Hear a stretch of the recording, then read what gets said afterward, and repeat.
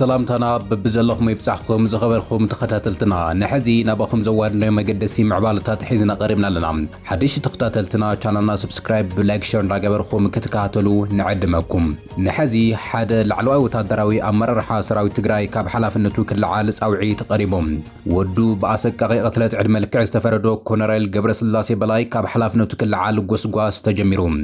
ጌታቸው ረዳ ወታደራዊ መሪሕነት ትግራይ ቀይሕ መስመር ሰጊሩ ኢሉ ኣብ ትግራይ ክትትል ሳተላይት ከግበር ድማ ናህጉራዊ ትካላት ጻውዒ ተቀሪብሎም መንገድ አየር ኢትዮጵያ ኣብ ትግራይ ከቢድ ናይ ጸጥታ ቁልውላው ከም ዘሎ ድሕሪ ምግላጽ በረራ ክቋርጽ ከም ዝኽእል አጠንቂቖም በተማሳሊ ኹናት እንተ ተሰዓርና ዝተረፍልሂቅ ትግራይ የለን ኢሉ ሓደ አዛዚ ሰራዊት ትግራይ እዚ አዘራራዊ መደረውን በስፍሓት ሒዝና ይሉና ናይዚኦም ንኻሉ ዝርዝር ምዕባለታት ክሳሞ ዳታ ክትካተሉ ንዕድመኩም አርማዕሰናን ክልተን ዝእዝዝ ዝነበረ ኣብ ቀረባ እዋን ካብ ሓላፍነቱ ዝተልዓለ ኣብ ዝሕዚ እዋን ምክትል ኮሚሽነር ፖሊስ ትግራይ ኮይኑ ዘሎ ኮሎኔል ካብ ሓላፍነቱ ክእለ ትካላት ሲቪል ማሕበረሰብ ትግራይ ጸዊዕና ኣለዋ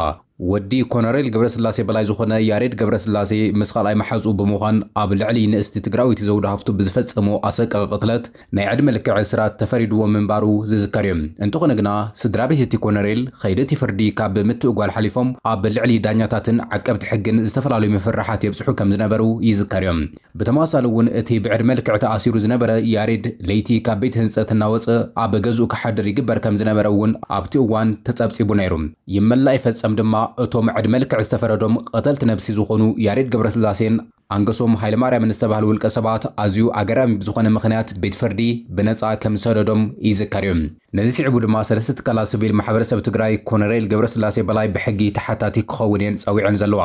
ኦምና ትግራይ ጂኤም ትግራይ ሃራምቤ ኮሌክቲቭን ዝተባህላ ትካላት ሲቪል ማሕበራት ኣብ ጉዳይ ቅትለት ንእስቲ ዘውዳ ሃፍቱ ሓበራዊ መግለጺን ኣውፅን ዘለዋ እተን ትካላት ኣብ ዘውፅኦ መግለጺ ንውሳነ ዕድመ ልክዕ ዝተበየነሎም ክልተ ተኸሰስቲ ነጻ ምውጾም ብጽኑዕ ድሕሪ ምቋም ኸይዲ ምጽራይ ብናጻን ብዘይሻራዊ አካልን ዳግም ክረአ ጸዊዕና ኣለዋ ብተወሳኺ ድማ ኣብ ዝሕዚ እዋን ምክትል ኮሚሽነር ፖሊስ ትግራይ ኮይኑ ዘሎ ኮሎኔል ገብረስላሴ በላይ ካብ ሓላፍነቱ ክእገድን ምስቲ ጉዳይ ርክብ ዘለዎም አካላት ድማ ካብ ምርመራ ክለይን ጸዊዕን ዘለዋ እተን ማሕበራትን ምስክራትን ንስድራ ግዳይን ጥቡቕ ድሕነታዊ ሕጋዊ ኸለላ ክወሃቦም ከምኡውን ዩኤን ውመን ሓዊሱ ካልኦት ዓለም ለኻዊ ተጠባቐቲ ሰብኣዊ መሰላት ደቂ ኣንስትዮ ኣብቲ ጉዳይ ነጻ ክትትል ክገብሩ እዩ ሓቲተን ዘለዋ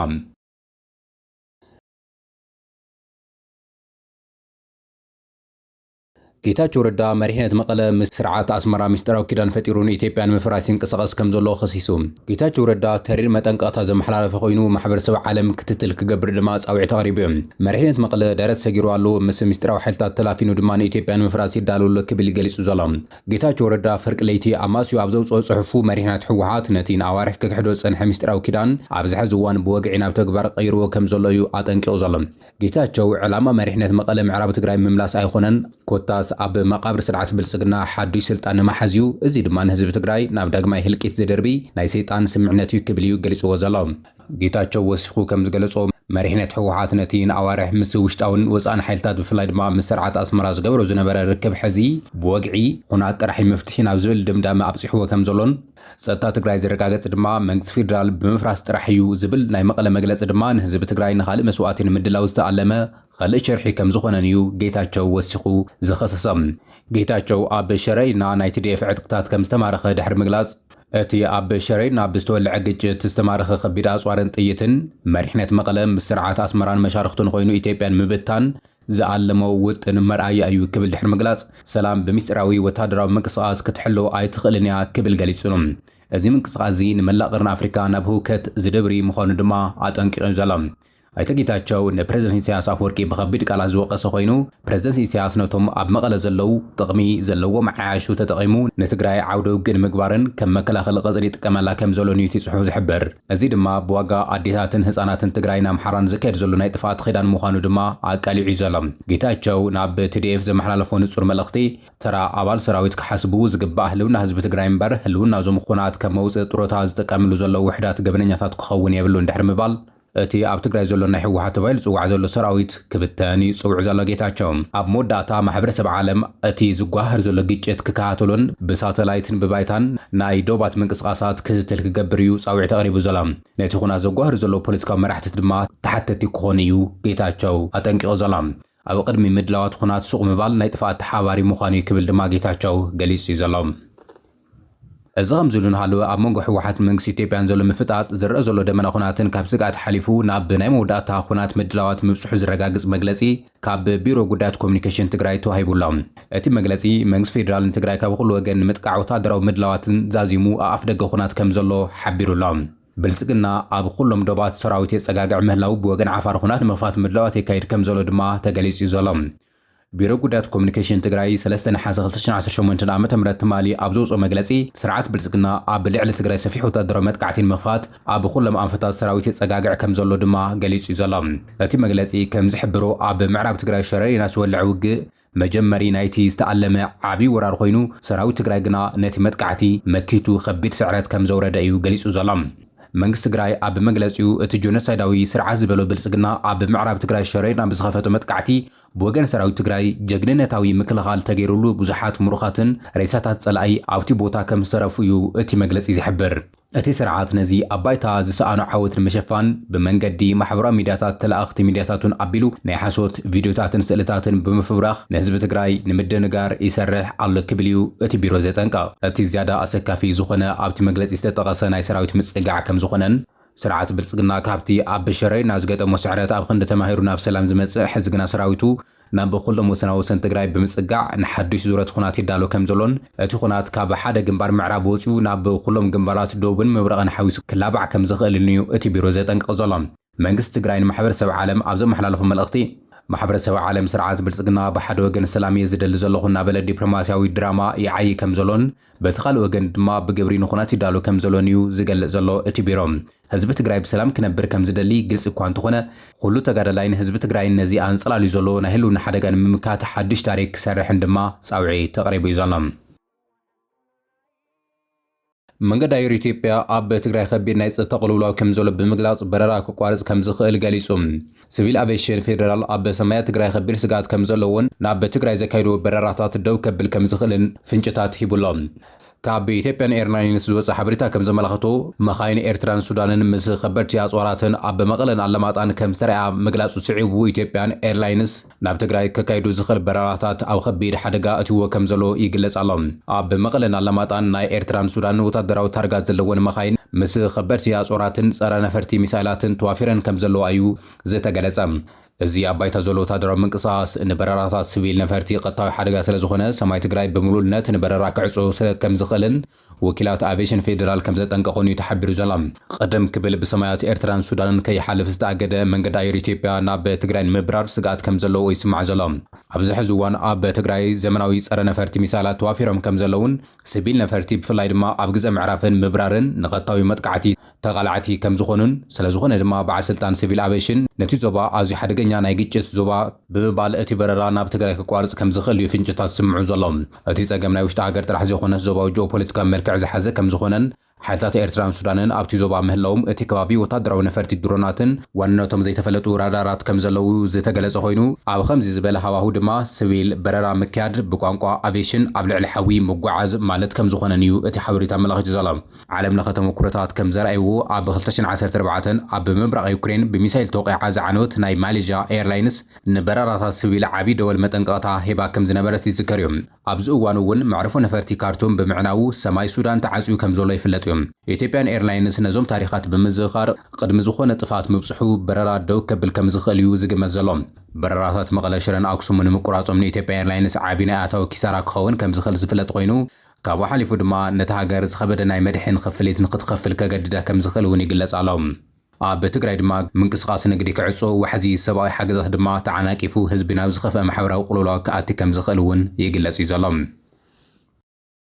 ኣዘራራቢ መደረ ኣዛዚ ኣርሚ 22 ኣብዚ ኩናት እንተተሳዒርና ሓደ ትግራዋይ ልሂቅ ኣይተርፍን ኢሉ ኣዛዚ ኣርሚ 22 ኣብዚ ኩናት እዚ ብስርዓት ብልጽግና እንተተሳዒርና ሓደ ትግራዋይ ልሂቅ ኣይተርፍን ኢሉ እቲ ንመቐለን ከባቢያን ዝሕሉ ኣርሚ 22 ሰራዊት ትግራይ ክእዝዝ ዝተሾመ ኮሎኔል ገብረ እግዚአብሔር ገብረ ሰላማ ኣዘራራቢ መደረ ኣስሚዑሎም። ኮሎኔል ገብረ እግዚአብሔር ገብረ ሰላማ ኣብዚ ሕዚ ዝገጥመና ዘሎ ናይ ህልውና ኩናት እንተተሳዒርና ሓደ ትግራዋይ ልሂቅ እኳ ብህይወት ኣይተርፍን ኢሉ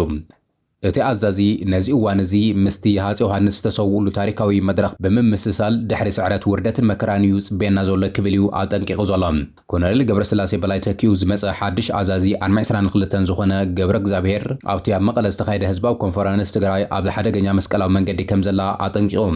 ከም ቃልቲ ኮሎኔል ብልጽግና ኣብ ትግራይ እንተተዓዊቱ ትግራይ ከምታ ድሕሪ ሞት ሃፀይ ዮሃንስ ን100 ዓመታት ኣብ ትሕቲ ነገስታት ሸዋ ዝወረዳ ውርደትን ስቃይን ዳግማይ ክገጥማ እዩ ክብል ገሊጹ ካብ ሕዚ እንዳሓር ህዝቢ ትግራይ ክቆርጽ ክኽእል ኣሎ ካብ ሕዚ እንዳሓር ይሃሎ ፈላላይ ካብቲ ዓቐብን ከራሪና ተወሪና ተጋሩ ድሕሪ ሕጂ ንምልዓል ምናልባሽ ከም ናይ ሃይለ ስላሴ ምልክ ድሕሪ ሞት ሃፀይ ዮሃንስ 100 ዓመታት ዝወደአልና 100 ዓመታት ዘይክንልዓል ንኽእል ኢና ዝተርፍ ኢሊት የለን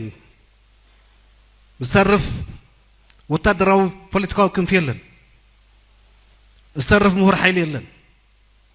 ሓደ ናይ መጨረሻ ከም ሰራዊት ምን ዘለና ዝኣምን ዘሎ ተብሰልፍ ዘሎ ሰራዊት እዚ ስለዚ ሕጂ ብዙሕ ስራሕታት ምዕማም ከም ግልን ከም ሰራዊት ንራድኡሉን ወቅት ይኩን ሓይሊ ቅልጽም ሕጂ በአፍሪካ ደረጃ በኢትዮጵያ ደረጃ ዓለም من توعلا ናይ ባዕላ ቀደሙን ገበረትልናን ሕዙን ገበረትልናን ኣብ ዘዋና ተፈጢሩ ዘሎ ኩነታት ናብ ረብሓና ተዘይቀየርና እቲ ኩነታት ከይደቀስና ለይትን ቀትር ፖለቲካዊ መራሕትና ፖለቲካዊ ውድባት ትግራይ ወታደራዊ ላዕለዎት መራሕቲ ትግራይ በብደረጃና ምሁራት ትግራይ ነዚ ኩነታት ብዝግባእ ሕዚ ሕሱም ያቁርስ مزيت فوتو تحققوا في بهال زبها لازي عبدنا حزب ما خدت زبت نبيها برسات زبل كحقوا فلو حيل خطرنا فلو أما رات إيفلنان ده حتى قارن وعلنا ترجحنا يتعملنا إذا محز اللو فليز ولو زمانه وباندتات دانيال كبرت تكيم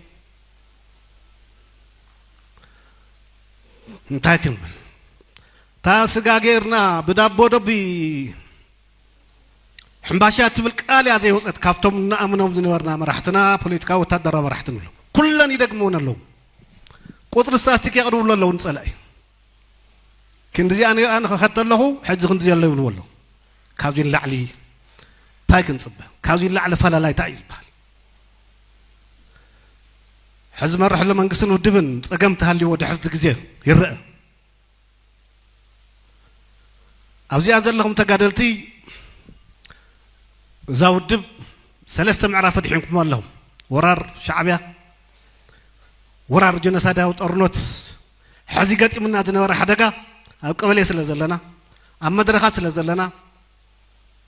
كي ترورو تأرقل لهم مرحتنا زنوركم إنما مرحكم زنورنا أقوالات سوداتس نرى لنا تعاقب بيننا وطينا إنه زركب أكل نتك زركبنا أكل نتك قلنا لنا بعلموا رأي بعلموا تسفائي تعاقب كن وطينا إنه وصل لهذا مخنيات كعا مريح ودنا تمخته زعوته شمون تعتت وريرنا أنا مريح زعوته ولا مصدقمته ناو نور تمليس الله مقربتنا ناو نور تمليس الله بحق خن مرحنا واستنا لنا حلون كنا ኣብ ወረዳ ሓውዜን ባሕትን ሓሰ 2018 ዓመተ ምህረት በረድ ንፋስን ሓዊሱ ዘነበ ሓያል ዝናብ ኣብ ዘራእቲ መንበር ኣባይትን ትካላት መንግስትን ከቢድ ጉድኣት ከም ዘብፅሐ ተገሊጹ ምክትል ኣመሓዳሪ ሓላፊ ዘፈር ቁጠባ ወረዳ ሓውዜን ኣይተ ብርሃነ ሃይላይ ከም ዝገለጹ ኣብታ ወረዳ ክሳብ ሕዚ እኹል ዝርግሐ ዝናብ ከም ዘየለ ብምዝኽኻር ይኹን እምበር ሓሊፉ በረድ ንፋስን ሓዊሱ